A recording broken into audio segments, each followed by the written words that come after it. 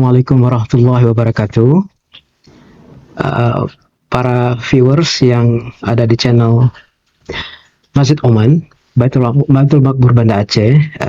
Kali ini, kesempatan yang berbahagia ini, saya berhadir untuk memberikan beberapa informasi, masukan, dan beberapa insight untuk wawasan untuk sebagai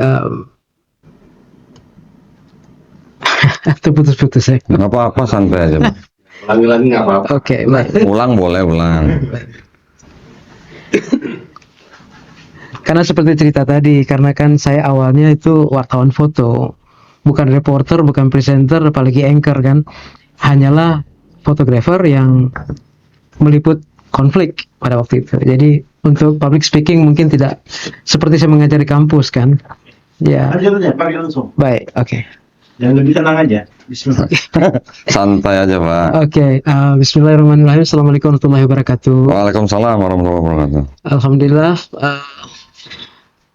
saat ini saya berada di dalam Masjid Oman, di dalam fasilitas channel Masjid Oman, untuk bersama-sama dengan tamu saya yang kali ini memang sangat spesial, yang memang extraordinary dari pengalaman saya dalam menikmati informasi dari dunia YouTube. Alhamdulillah, momentum yang sudah kita lewatkan malam kemarin dan hari ini, begitu banyak hal-hal yang positif yang bisa kita ambil bersama beliau. Kemudian untuk malam ini, untuk saat ini memang kita merencanakan untuk berbicara, berdiskusi mengenai potensi pemurtadan atau kristenisasi, dan bagaimana kita bisa mengidentifikasi dan bagaimana kita bisa memperlambat, atau dengan kata lain meniadakan. Kita upayakan untuk meniadakan, tapi mungkin itu agak impossible. Kita mungkin bisa memperlambat saja. Baik, pemirsa semua, bersama saya di depan saya adalah Koh Dondi Tan yang saya kenali 3 tahun yang lalu dalam dunia YouTube di masa COVID, dan alhamdulillah hari ini beliau hadir di depan saya. Dan tadi malam saat mendengar suaranya di Masjid Oman, suasananya seperti pada saat saya melihat Ka'bah waktu itu. Masya Allah. Jadi ada getaran, terasa suara Koh Dondi tiba-tiba dalam frekuensi mikrofon di masjid, terasa seperti saya menikmati suasana Ka'bah pertama kali. Alhamdulillah. Sedemikianlah kira-kira gambaran bagaimana rasa senang hati saya menerima beliau datang ke bumi Aceh setelah kita berkomunikasi melalui WhatsApp beberapa kali, dan terwujud. Alhamdulillah. Selamat datang Koh Dondi. Terima kasih banyak. Alhamdulillah bisa menginjakan kaki di Serambi Mekah, Pak. Masya Allah. Dari dulu pengen saya ke Aceh ya. Qadarullah baru saat ini saya bisa mengunjungi Mbak Aceh, dan Masya Allah saya dibawa ke masjid yang nggak ada masjid kecil, Pak, ya di Aceh ya. Besar-besar tuh. Kenapa semua masjid besar-besar di Aceh? Masya Allah. Ini kalau di Jawa mungkin ini udah jadi masjid agung, masjid raya gitu. Sebesar ini ya, Masya Allah. Senang sekali. Terima kasih, Pak. Alhamdulillah. Alhamdulillah. Memang Masjid Oman ini masjid kedua terbesar di kota ini. Dahulu masjid ini lebih kecil, dan di kawasan ini terkena tsunami. Minaretnya patah, bangunannya juga tidak sebesar ini, dan sekarang sudah bangun ulang baru dengan support dari negeri Oman. Masya Allah. Dari Sultan Qaboos namanya. Jadi kita lebih mengenali sebagai Masjid Oman, walaupun namanya Masjid Al Makmur. Ya. Tapi masih ada omannya ya, nggak ketinggalannya. Alhamdulillah. Baik, alhamdulillah. Mengapa pertemuan kita ini penting, Koh Dondi? Saya sebut Koh Dondi saja, biar terasa lebih familiar. Melihat apa yang terjadi saat ini, berbagai hal yang berseliweran di dalam kehidupan kami sehari-hari, kami melihat begitu banyak shifting yang terjadi, pergeseran. Hari ini, esok kita akan menikmati peringatan 20 tahun tsunami. Di saat saya kehilangan 12 anggota keluarga pada waktu itu berjalan sudah 20 tahun. Momentum ini sangat berbeda yang kita saksikan 20 tahun yang sebelumnya. dari perspektif ekonomi, dari perspektif jumlah penduduk, populasi, dari perspektif security, keamanan, itu sangat jauh berbeda. Alhamdulillah, tsunami membawa berkah. Jadi sebab tsunami lah maka terciptalah perdamaian. Ditandatangani MOU antara dua pihak yang bertikai, bukan di Jakarta, bukan di Banda Aceh, tapi mereka menandatangani di Helsinki, Finland. Artinya ada keterkaitan negara-negara Eropa untuk membuat itu terwujud. Dan apa yang kami rasakan sekarang adalah munculnya tsunami iman. Oh, 20 tahun yang lalu tsunami air Real, laut. ya. Sekarang tsunami iman. Tsunami iman. Maksudnya gimana nih, Pak? Maksudnya begini, Orang pindah dari Islam keluar Islam atau orang masuk Islam? tsunami. Kalau kita melihat memang ada dua sisi yang sedemikian. Cuman yang terasa sebagai orang lokal yang memang kita memang membesar di kota ini, shifting yang terjadi itu menuju kepada hal-hal yang positif dan negatif. Kalau dia dalam konteks positif, kita melihat bagaimana security kita bertambah, keamanan kita bertambah kuat, syariah ditegakkan dengan bagus, kemudian ekonomi menggeliat lebih bagus. Segala yang kita butuhkan dulu yang tidak pernah ada, sekarang hampir semuanya ada. Yang semua branch yang ada tadinya di Jakarta, sekarang sudah hadir di sini. Jadi otomatis semua terpenuhi kebutuhan dasar kalau dikatakan sebuah negara sedang berkembang. Tetapi seiring dengan itu muncullah beberapa kemunduran yang kami rasakan dalam konteks etika. Ya, dalam konteks sopan santun, etika dan sopan santun, kemudian dalam konteks keleluasaan kita untuk merasa lega memberikan estafet ini kepada anak muda ke depan. Jadi kita tidak merasa leluasa lagi memberikan estafet leadership kita ke depan kepada anak muda, karena anak muda sekarang yang bertumbuh, yang 20 tahun yang lalu tidak mengenali konflik, tidak mengenali tsunami, mungkin terlahir setelah tsunami, itu tumbuh menjadi insan-insan yang memang berbeda.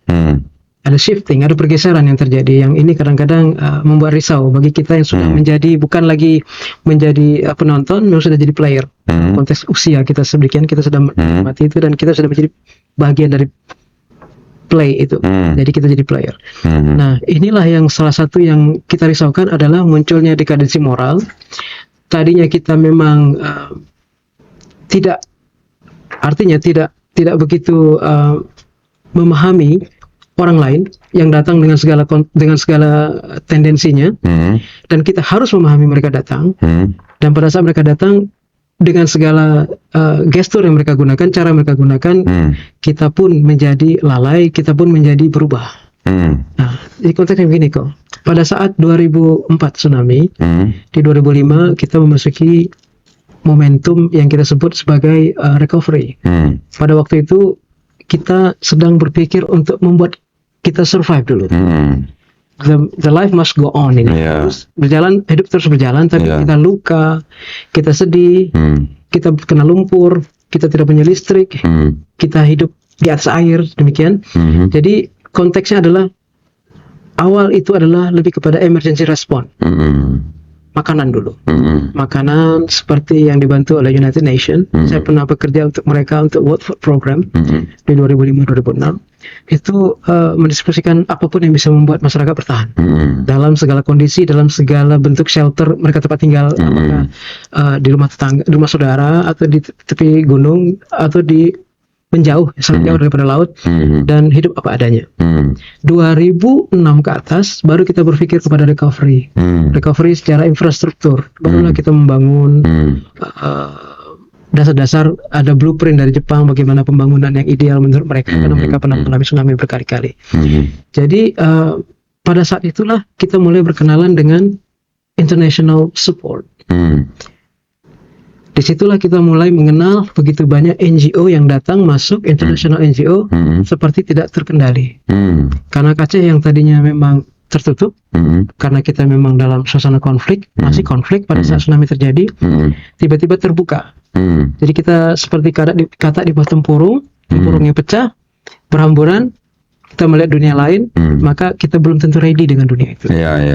Jadi waktu itu yang saya maksud ancaman itu adalah munculnya NGO-NGO yang berafiliasikan kepada agama lain Oke. yang punya tendensi yang sudah bisa kita pastikan itu mengarah kepada kristenisasi. Oke.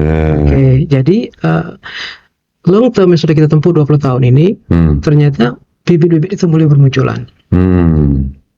Artinya long term yang mereka pakai untuk mencari domba-domba yang tersesat ini bukanlah orang dewasa, tetapi anak-anak kecil yang pada saat itu masih bayi, yang artinya tidak punya orang tua lagi setelah menjadi yatim piatu karena tsunami. Mereka hidup tanpa dukungan support secara spiritual yang penuh. Jadi mereka terombang-ambing dalam keyakinan dan mudah untuk dirusak secara mindset. Pada waktu itu. Jadi pada waktu itu kita mengenali beberapa NGO yang memang masif sekali, Kodoni, seperti Catholic Refugee Service dan Jesuit Refugee Service dan ada World Vision International. Mereka datang dengan logo-logo mereka. Terus anak-anak yang yatim piatu tuh diasuh oleh mereka? Mereka memberikan budi ya kepada mereka. Mereka memang tidak berhasil mengambil mereka anak-anak itu. Mereka diasuh oleh sesaudaranya siapapun atau dalam sebuah panti asuhan atau apa. Tapi support yang mereka dukung itu memang masif dengan segala cara. Jadi sampailah pada waktu itu pejabat gubernur kita waktu itu Bapak Mustafa Abu Bakar mengambil kebijakan untuk mengeluarkan NGO yang terindikasi melakukan kristenisasi. Jadi sebelum dapat gubernur definitif Kododi, poinnya adalah pergeseran ini mulai mengarah kepada dekadensi moral dan tipisnya iman. Ya, jadi kedatangan Kododi ini menjadi blessing bagi kami untuk mendapatkan bagaimana patron atau pola untuk membentengi akidah tadi dan memahami agama mereka secara komprehensif dan sebelumnya kita juga pahami agama kita dulu dan kita bisa letakkan dia secara comparable, saling berdua kita telah dan kita belajar dari pengalaman Kodondi dalam memanage beberapa peristiwa-peristiwa yang sedemikian. Jadi yang sangat urgent sekarang kalau menurut hemat saya adalah bagaimana ilmu kristologi ini bisa kita sebar kepada anak muda kita, kepada muslimin itu sendiri untuk paham di mana titik lemahnya keyakinan mereka, di mana yang tidak logiknya, di mana hal-hal yang memang tidak mungkin sesuai dengan nature kita atau fitrah kita untuk memahami.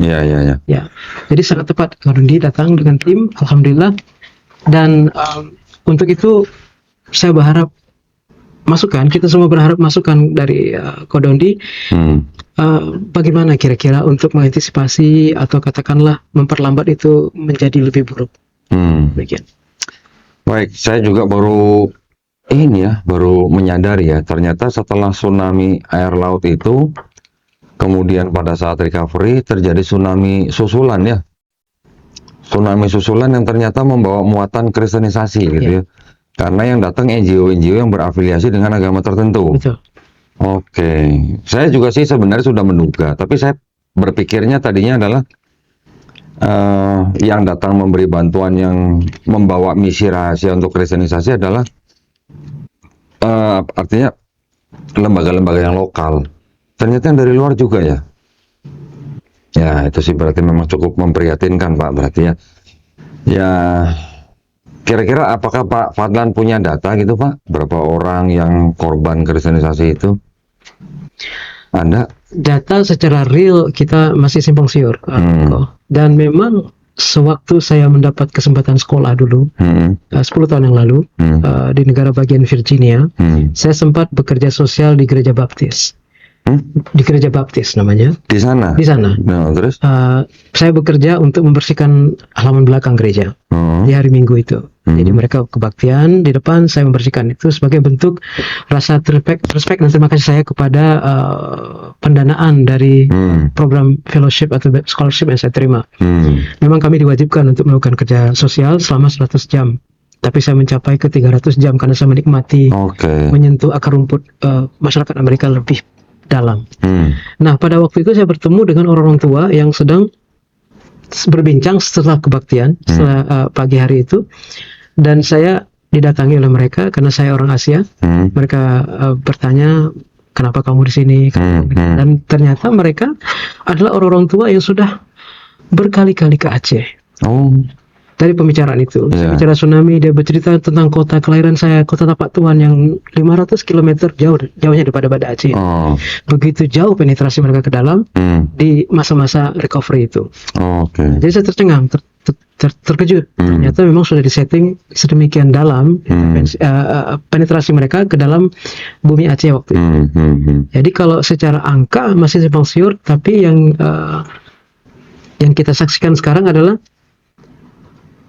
munculnya anak-anak muda yang mungkin secara keimanan itu goyah, tidak kuat landasannya, dan mereka bakal menjadi pemimpin kita ke depan. Jadi saya katakan tadi, readiness kita untuk meletakkan estafet di tangan mereka belum komplit. Jadi ada kerisauan di situ. Baik, berarti kalau begitu kan sudah ada berarti sebagian daripada generasi muda Aceh yang Bapak bilang tadi shifting. Mungkin mereka besar, tumbuh besar oleh NGO-NGO yang terlibat itu, walaupun mungkin beberapa sudah dikeluarkan, berarti kan sudah ada orang-orang dari keluarga yatim piatu Islam yang terpisah, kemudian mereka tumbuh besar di kalangan Kristen, gitu ya. Mungkin jumlahnya kalau Bapak bilang tidak bisa pastikan tidak banyak, tetapi mungkin pasti ada lah, gitu Pak ya. Ya, saya alhamdulillah sekali lagi bisa berkunjung ke Aceh, yang mana saya tuh sebenarnya pengen tahu seberapa otonomnya pemerintah Aceh sendiri menjalankan syariat Islamnya. Itu yang sebenarnya menjadi buah pemikiran saya. Pengen lihat saya gitu, ya. Syariat Islam yang dipandang mungkin orang di luar Islam sebagai syariat yang keras, yang tidak manusiawi, yang melanggar HAM gitu katanya. Saya pengen lihat di Aceh itu pelaksananya seperti apa gitu. Saya belum tahu apakah besok atau lusa sebelum saya pulang saya masih bisa melihat atau tidak. Tapi harapan saya adalah syariat Islam yang bisa diterapkan di negeri Aceh ini bisa berjalan dengan semestinya.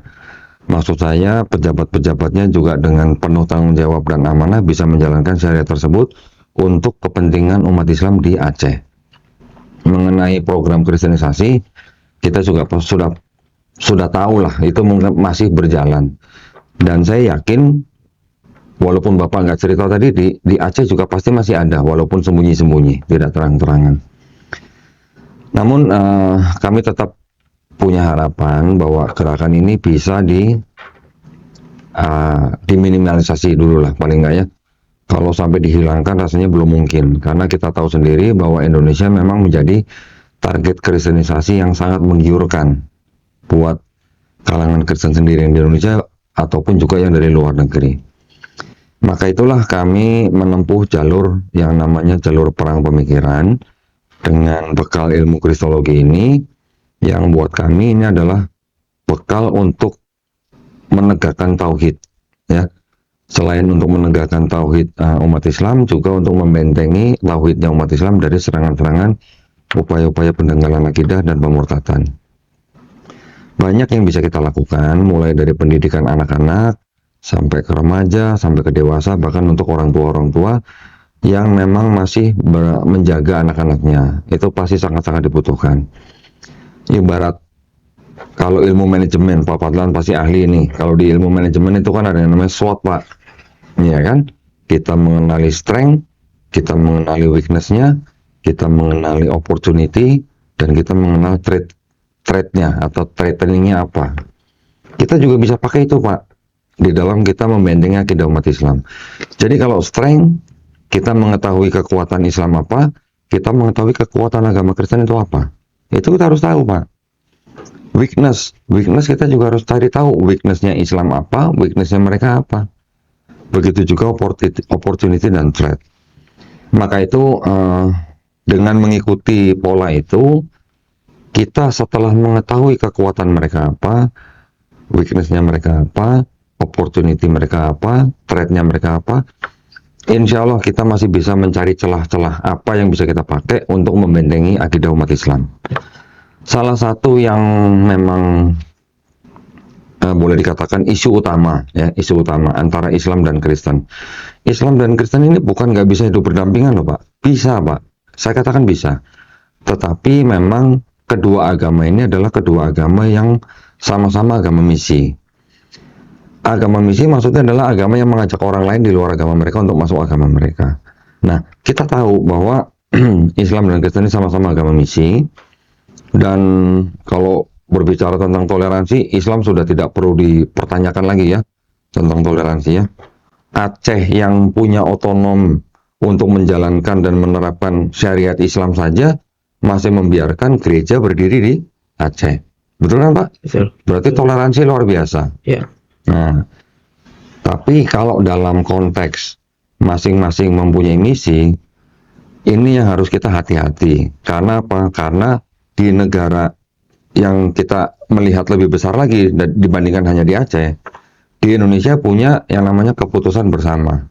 Dua menteri, Menteri Agama dan Menteri Dalam Negeri, nomor 1 tahun 79, yang melarang pensiaran agama terhadap orang yang sudah, atau kelompok orang yang sudah beragama. Itu yang harus kita juga patuhi, karena keputusan bersama itu kan bukannya tidak berlaku di Aceh, tapi tetap berlaku kan gitu. Saya tadi sempat bicara dengan beberapa tokoh masyarakat. Izin minum dulu Pak. Silakan.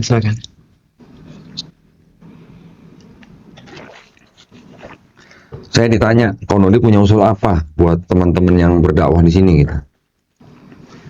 Saya tadi tiba-tiba, saya kaget ditanya begitu, tapi tiba-tiba saya punya ide, tiba-tiba celing gitu ya. Entah ini serius atau tidak, entah bisa direalisasikan atau tidak, tapi saya kok punya pemikiran begini tadi.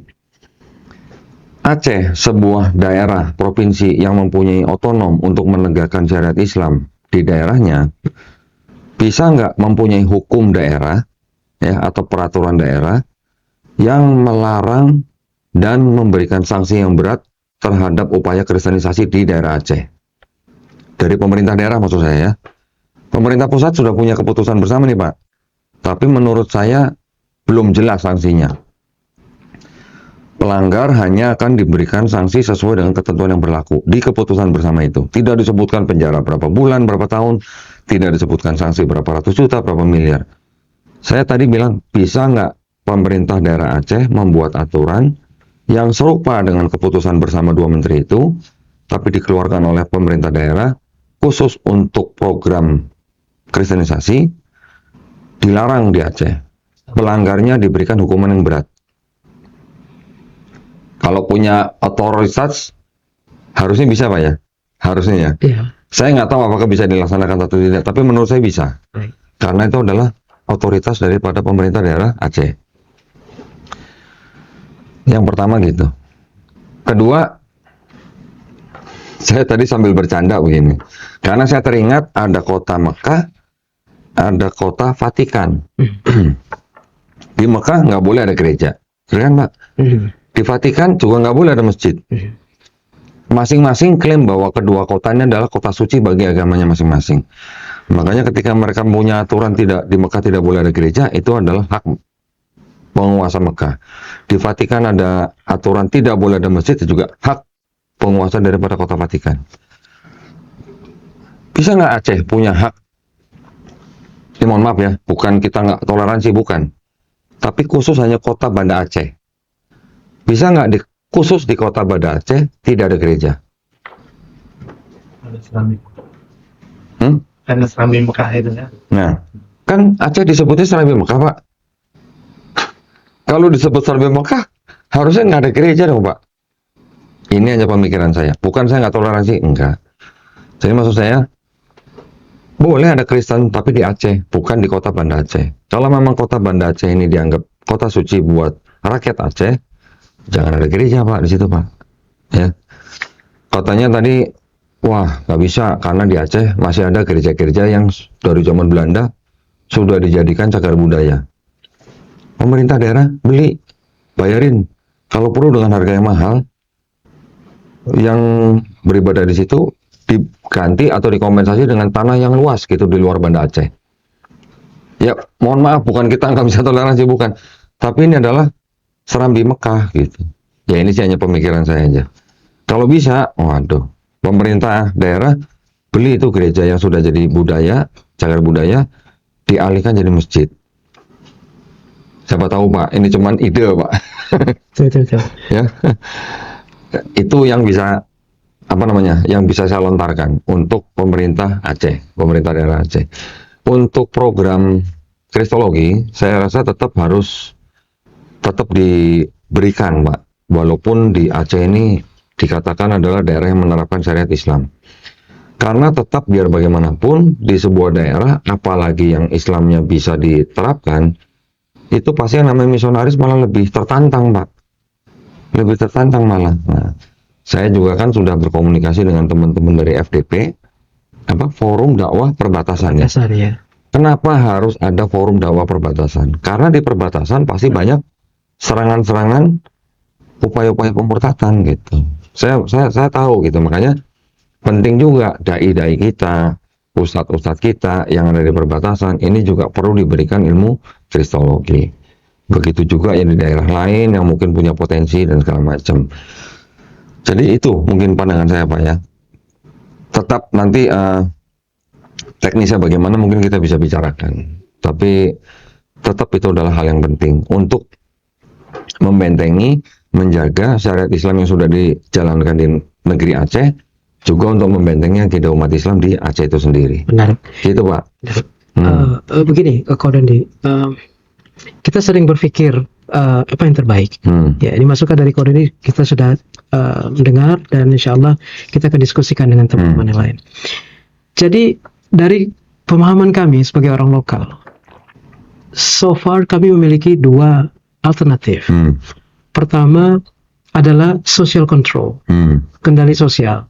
Selama masyarakat itu masih care, masih aware, masih peduli, maka kendali sosial dalam tanda kutip ya, warung kopi yang bertebaran di mana-mana itu jadi hub untuk segala kejadian yang terjadi di masyarakat. Pusat informasi itu, Pak ya. Infiltrasi dari mana-mana akan terdeteksi, akan di-share melalui kedai kopi. Warung kopi. Jadi saling terhubung. Iya. Jadi begini. Oke. Jadi masyarakat segala ready, aware dan bersiap-siap untuk mengantisipasi sesuatu, segala hal, termasuk kristenisasi. Yang kedua, yang saya pikir lebih efektif adalah sadar kepada DNA-nya sebagai bangsa Aceh. Jadi lebih kembali kepada sejarah terbentuknya bangsa ini. Jadi Ko Dondi mungkin belum paham kenapa saya sebut bangsa Aceh. Karena Aceh itu secara terminologi ada dari 4 abjad ya. A, C, E, H itu. Saya kemarin dengar Arab, Campa. bukan Cina, Pak ya? Bukan Cina.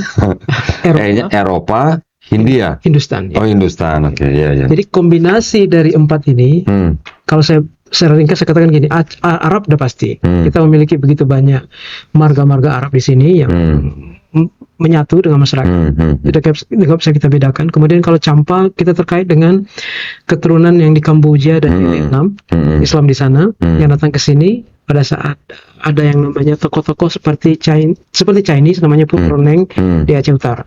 Kemudian Eropa, kita bicara mengenai Portugis. Ada sebuah kawasan di Aceh bagian barat, pantai barat, itu memang orang Portugis. Precisely, rambut pirang, mata biru, kulit putih. Tapi bukan Muslim kan? Muslim.